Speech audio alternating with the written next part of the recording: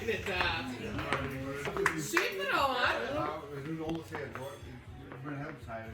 Ja, maar nou met dit weer vind ik het ja. Absoluut. Nee, we hebben dus eerst 60, 70 kilometer behoorlijk wat tegenwind gehad. Daarna kregen we nog aardig wat regen te verduren. Behoorlijk koud gehad, maar op dit moment is het gewoon dikke prima. Dus het is wel zeker wat te doen. Dus. Ja. Hallo. Hoi.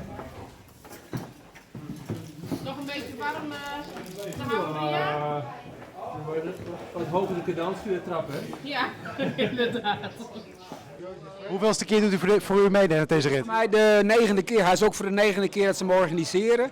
Dus ik heb tot op heden alle keren nog meegefietst. We zijn inderdaad als groep met 6 man vertrokken.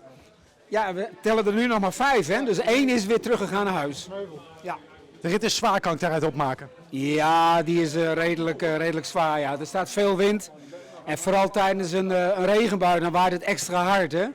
Maar het is nu fantastisch mooi weer. Dus wat dat betreft, het laatste stukje naar Leeuwarden toe, dat is 2 vingers in een neus. Ja.